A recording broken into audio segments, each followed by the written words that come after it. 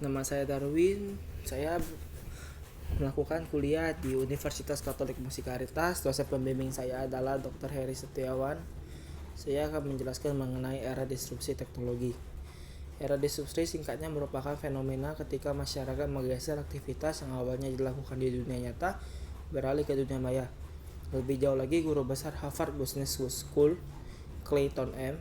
Christensen, melalui bukunya yang berjudul dengan The Innovator Dilemma pada tahun 1997 menerangkan disrupsi adalah perubahan besar yang mengubah tatanan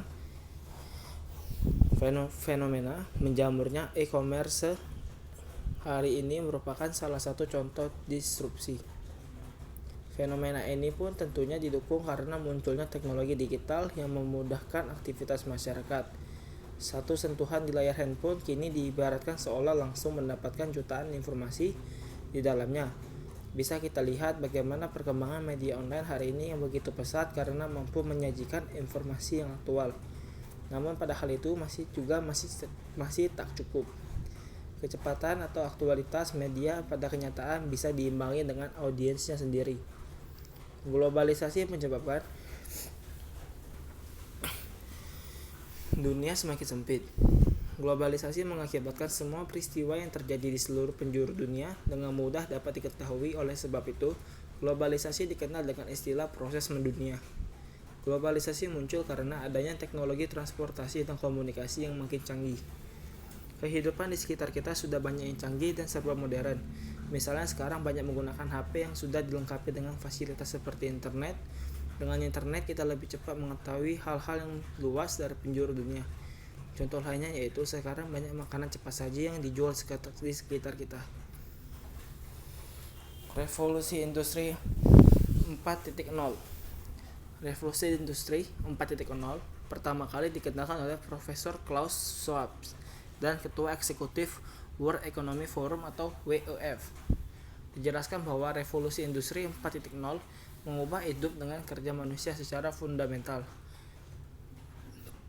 Revolusi industri ini merupakan generasi keempat yang memiliki skala ruang hidup dan kompleksitas yang lebih luas dibandingkan sebelumnya.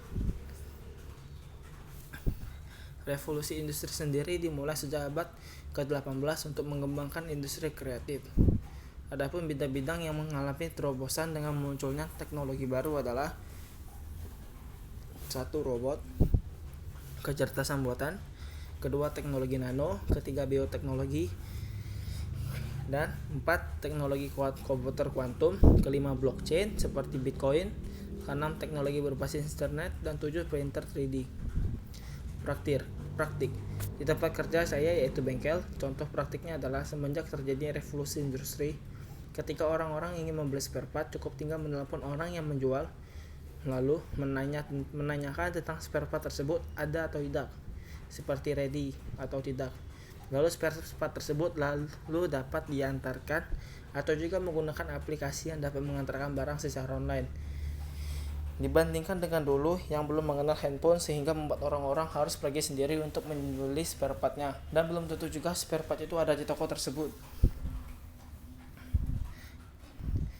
Kemudian di file kedua yaitu kepemimpinan. Kepemimpinan secara umum adalah sebuah kemampuan yang terdapat di dalam diri seseorang untuk bisa mempengaruhi orang lain atau membantu pihak tertentu untuk mencapai tujuan. Sementara itu, definisi pemimpin adalah Kamus Besar Bahasa Indonesia adalah orang yang memimpin.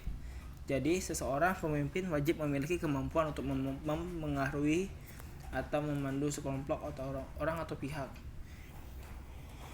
Tujuan kepemimpinan. 1. Mencapai tujuan. Kepemimpinan merupakan sebuah hal yang dibutuhkan dalam perusahaan atau kelompok supaya tujuan dapat tercapai. Tanpa adanya satupun pihak yang berjiwa pemimpin, tujuan sulit untuk dicapai karena tidak ada sosok yang dijadikan pegangan. 2. Memotivasi orang lain. Tujuan lain dari kepemimpinan adalah untuk memotivasi orang lain agar bisa melakukan sebuah hal dengan baik dan memaksimalkan kemampuan. Bila tidak ada sosok pemimpin, banyak orang yang akan mengalami demotivasi karena mereka tidak terpacu akan sesuatu atau tidak merasa memiliki kewajiban untuk melakukan hal tertentu. Contoh praktiknya adalah Kepemimpinan di dalam bekerja seperti seorang bos, yaitu dapat mempengaruhi karyawan-karyawannya dan juga mempunyai kemampuan memperoleh pengikut seperti mempunyai pegawai, atau juga kalau di bengkel seperti mempunyai montir atau pelanggan. Sekian presentasi dari saya. Terima kasih.